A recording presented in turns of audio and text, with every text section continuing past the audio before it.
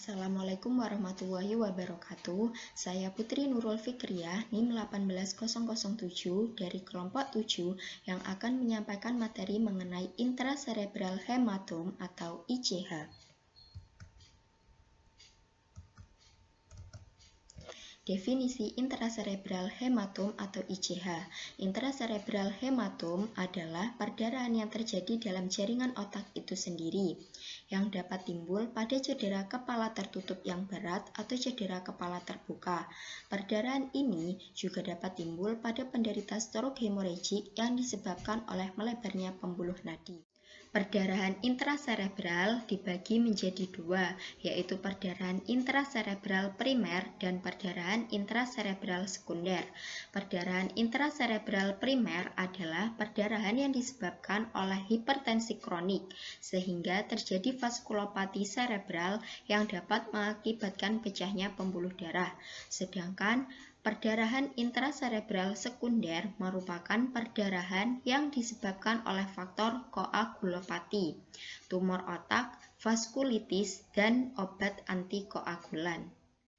Penyebab intracerebral hematom yang pertama yaitu usia. Perdarahan intracerebral lebih sering terjadi pada orang yang berusia lebih dari 60 tahun. Yang kedua, peminum alkohol berat. Seseorang yang meminum alkohol memiliki ekspansi perdarahan. Hal ini dihubungkan dengan efek samping dan juga fungsi hati. Yang ketiga, pengguna tembakau. Dalam jangka pendek, merokok bisa menebalkan darah dan juga meningkatkan tekanan darah, sehingga hal tersebut dapat meningkatkan risiko perdarahan pada otak. Bagi perokok biasa, berhenti merokok dapat mengurangi risiko hingga 50% setelah 5 tahun berhenti merokok. Sedangkan bagi perokok berat, risiko akan menghilang setelah perokok berhenti 10-15 tahun. Yang keempat yaitu diabetes. Diabetes dengan perdarahan intracerebral memiliki hubungan yang bervariasi, tergantung usia dan juga lokasi perdarahan. Yang kelima, hipertensi. Perdarahan intracerebral pada penderita hipertensi terjadi pada daerah deep hemisphere dan juga brainstem. Yang keenam, jatuh. Kejadian ini membuat dinding pembuluh darah di sekitar dan bagian dalam otak akan mengalami kelemahan. Yang ketujuh, aneurisma pecah.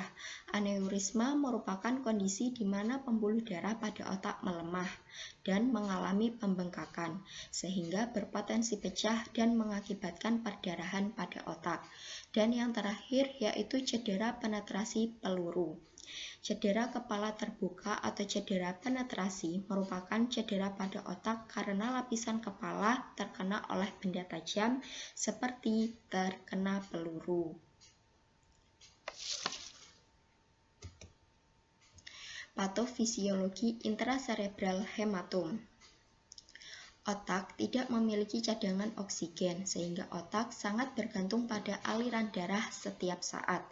Apabila suplai oksigen terputus selama 8-10 detik, maka akan terjadi gangguan pada fungsi otak. Perdarahan mengakibatkan tingginya tekanan pada intracerebral dan dapat menyebabkan iskemi di daerah lain yang tidak mengalami perdarahan, sehingga mengakibatkan kurangnya aliran darah ke otak. Penyakit ini dapat timbul secara cepat dan juga konstan, bahkan dapat berlangsung beberapa menit, jam, atau bahkan beberapa hari. Tanda dan gejala intracerebral hematom yang pertama yaitu sakit kepala yang parah dan terjadi secara tiba-tiba, mual dan muntah, kesulitan dalam berbahasa atau berbicara, terjadi kelemahan secara tiba-tiba, dan juga timbul masalah penglihatan. Prosedur diagnostik CT scan. CT scan merupakan cara pertama yang dapat digunakan sebagai diagnostik dari intracerebral hematom. CT scan tidak membutuhkan biaya yang mahal sehingga dapat dilakukan secara berulang-ulang. Yang kedua, MRI.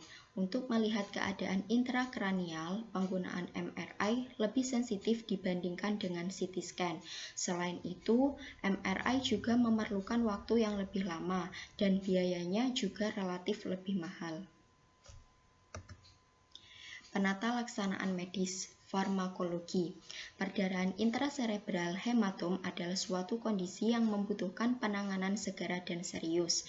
Apabila penanganan dilakukan pada 3 jam pertama setelah munculnya gejala, maka hal tersebut memiliki angka keselamatan yang lebih tinggi. Sehingga dengan mengkonsumsi jenis obat-obatan tertentu, maka dapat membantu dalam mengelola gejala seperti obat penghilang rasa sakit, antipilepsi atau jika berisiko kejang, dan obat-obatan yang dapat mengendalikan tekanan darah. Selanjutnya, non-farmakologi. Penanganan yang dapat diberikan antara lain dengan dilakukannya pembedahan, maka dapat meringankan tekanan pada otak dan dapat memperbaiki arteri yang robek. Perawatan jangka panjang juga sangat diperlukan dalam mengatasi gejala-gejala yang disebabkan oleh kerusakan otak, seperti perawatan dengan menggunakan terapi fisik atau wicara untuk membantu mengembalikan fungsi otot dan meningkatkan keterampilan dalam berkomunikasi. Selain itu, terapi okupasi juga dapat digunakan untuk mengembalikan keterampilan dan kemampuan dalam menjalani aktivitas sehari-hari. Terima kasih, demikian presentasi dari saya. Wassalamualaikum warahmatullahi wabarakatuh.